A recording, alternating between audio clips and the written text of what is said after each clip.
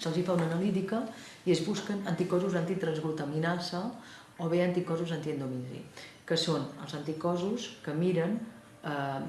la reacció que fa el cos davant de la gliadina, que és la part del gluten que provoca la malaltia. Llavors,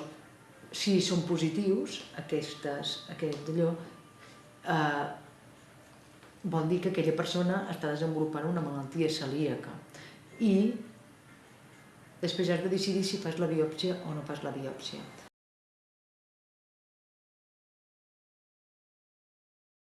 La biòpsia és una biòpsia que entres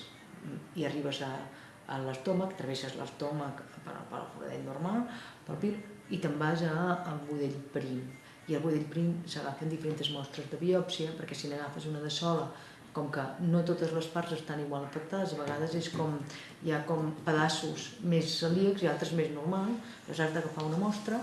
i aquesta mostra l'analitzen en anatomia patològica i miren aviam si té característiques de malaltia celíaca o no.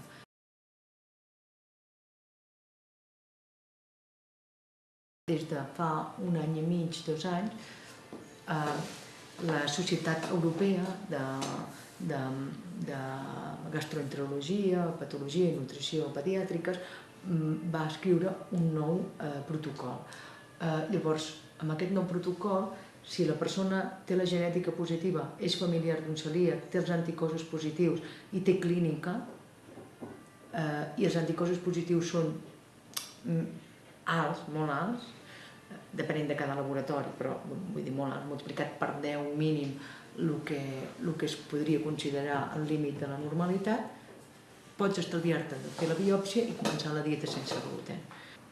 Llavors, tots els altres casos, és a dir, doncs imagina't que els anticossos antitransglutaminasa que et trobes no arriben a 100, en el meu cas, en aquest de laboratori, i són de 30,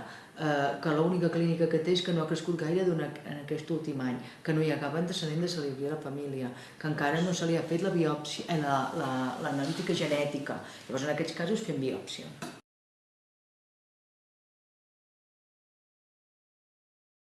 Sí, s'individualitza ara, amb el risc que comporta equivocar-se, clar. Hi ha casos de... Clar, perquè, per exemple,